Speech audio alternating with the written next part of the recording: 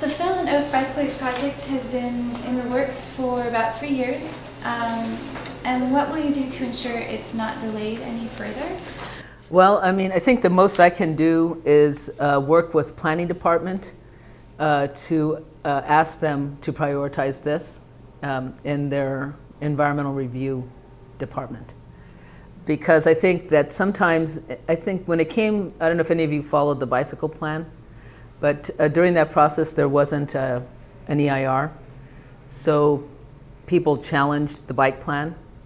In general, whenever it comes to the reduction of parking in certain neighborhoods or throughout the city, there is frequently a challenge to those projects.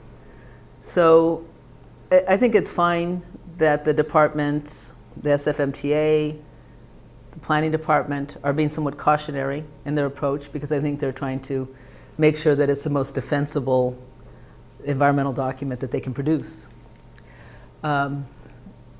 given previous challenges. You know, the bicycle plan sadly was forced, there was an injunction for a couple of years where we couldn't make any bike improvements throughout the city because of this injunction. So I think now they're being a little bit trepidatious.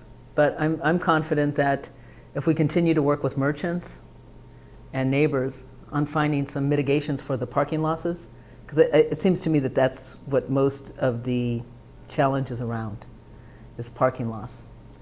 Then if we work simultaneously with the neighbors in good faith effort, not just, you know, kind of in a rhetorical way to sort of silence the opposition, but in a real way, then I think that's what we should do. So we can, on the one hand, asking planning department to prioritize the EIR, while at the same time creating more constructive dialogue, which I believe the Whig Party is committed to, which the San Francisco Bicycle Coalition is committed to, the people who are really advocating for the project, and just create goodwill between the neighbors and the advocates. And then I think that's what we need to do. So it has to be kind of a simultaneous process. Outreach, parking mitigations, and EIR, making sure that happens in a soon, you know. And so the MTA is planning to replace the parking elsewhere. Do you know how that's going to happen? I think I've heard that they've identified about 40 spaces.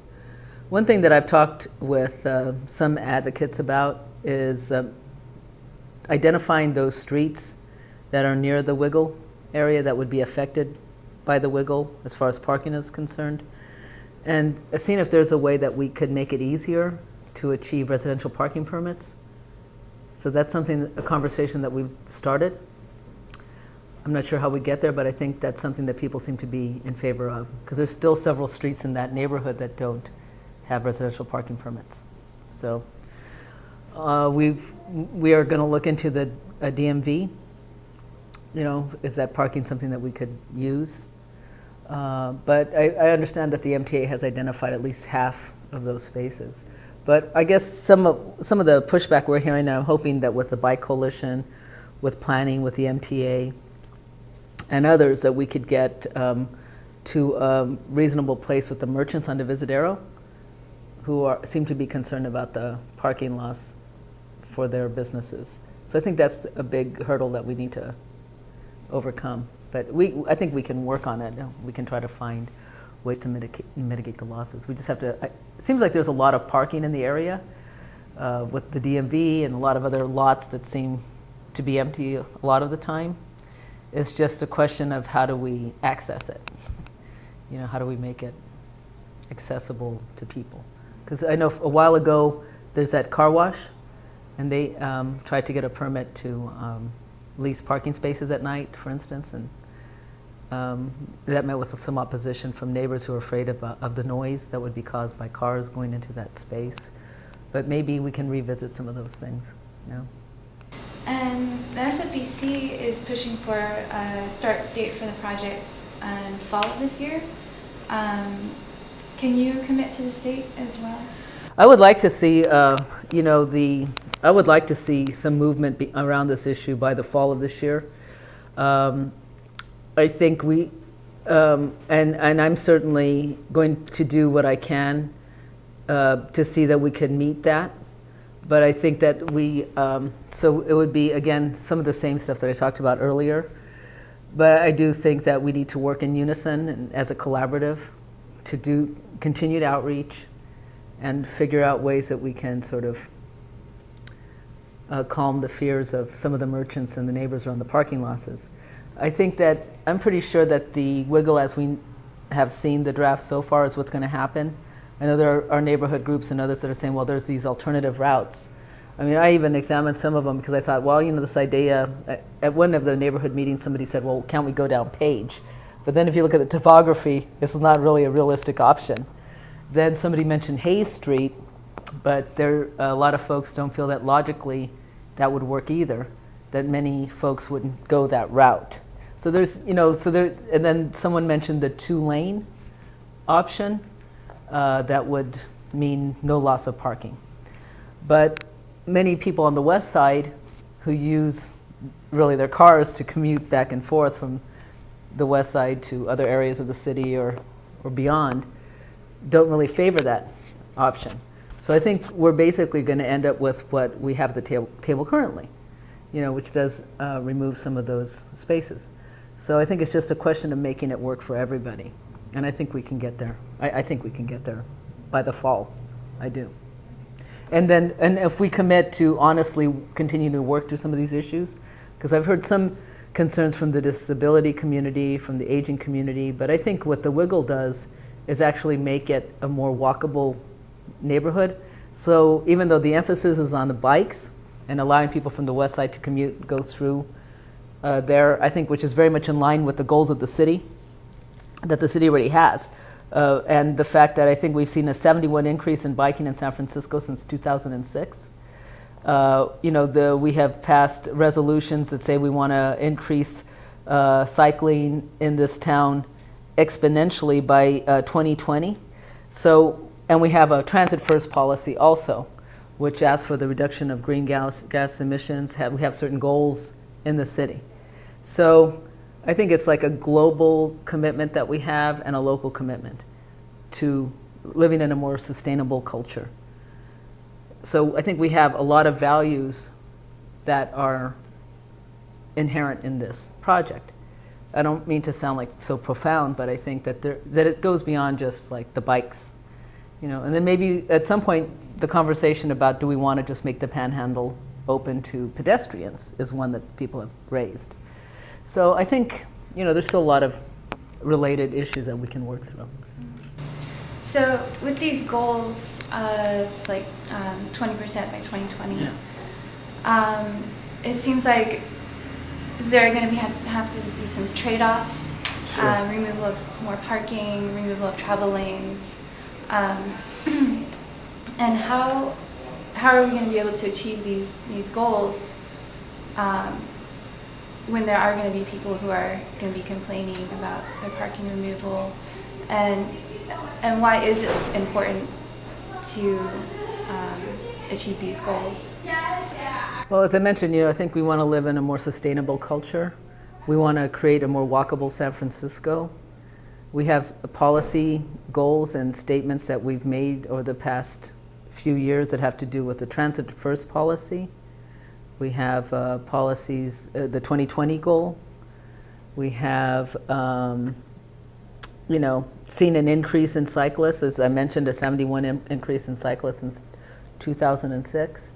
But I think that we also just want to live in a more green, walkable city. And this wiggle is also in many ways encouraging more pedestrian use. It encourages you know, more bicycle use, obviously, for families. A lot of families you see frequently like racing through the Panhandle, people with their children kind of, you know, in these compromised situations. So I've heard from even a lot of families who say they think they would cycle more if they felt more safe cycling. So, and there's some greenways that they wanted to produce as a result of this project. So although, like I said, the emphasis has been on cycling, it's deeper than that. It's a political issue, and it's one that we're going to always have. And then ultimately, we'll do what we can to mitigate some of the impacts, to listen to people who have oppositions and fears around parking losses, and keep moving forward, because I think it is sort of visionary, and I think San Francisco is really ahead of most other cities, other than maybe Portland, which in many ways doesn't relate to what goes on here. But there's Chicago and other cities where I think we're hearing about more. What is the process from here to complete the project? Well, I think really it's the environmental document that's big. And, having sat on the Planning Commission for so many years, I'm very familiar with the pushback that we get sometimes whenever we've introduced reduction in parking in any area of the city. So whether that was through the Market Octavia plan or projects that have certain requirements around parking, 0.5, 0.75, where it formerly was 1-to-1. So we have these challenges like constantly. So I guess there has to be some kind of renewed thinking around how we relate to cars in the city. That's going to be ongoing. It's going to take a long time to shift that thinking. But right now, it's getting through the environmental process and getting through some of the political quagmire that we're faced with. That definitely is centered around loss of parking and merchants' concerns and residents' concerns. So that's big, but we have to figure out how we're going to do it. And so what are the steps that are involved? So like the EIR is proposed. It would probably have to be completed and approved. Then there may be some challenges to the EIR that would cause further delays, perhaps. Hopefully not, but that's always a possibility. Then I believe it goes to the SFMTA for approval. And I think that's how it works, but I'm not sure. I think it has to come to the board eventually. I think it's just, all in all, I think it's just a positive thing for the city. For cyclists, for people who want to see greening of the city. And I think once we can get beyond these issues, then and it's in place, I think more people are going to embrace it and use it than we're even aware of. But it's just that there's so many fears right now that we have to overcome the public's fear of this type of effort, that removes parking. But usually, I think at the end of the day, the core issue is parking loss. But I think we can hopefully find some ways of mitigating it. So I'm working with the MTA and working with advocates to try to figure that out. And seniors and people with disability, I'm hoping to sit down with them and find out what their concerns are, and then maybe work with the Bike Coalition or have a dialogue with the Bike Coalition, maybe the WIG Party, to kind of come to some kind of understanding of all the needs of the public, so we can reach some kind of, if not consensus, at least some way of addressing the concerns that they have. But I think at the end of the day, I think it's a project that's going to move ahead as we currently know it, and I think people will be embracing it once it's here, actually. And then I think, as someone mentioned, when we have more access from one end of town to the next, we actually might see an increase in people walking down the commercial corridor of DeVis. It'll probably increase the number of people who, when riding their bikes, instead of driving through town, will actually, maybe park their bikes. If we can get some more parking, that's something we have to work towards, is more bike parking along Divisadero. But I think as we slow down that route, people will probably go down that commercial corridor even more so. So we might see an increase in visitations to an awareness of some of the businesses and what Divisadero as a commercial corridor has to offer to the city.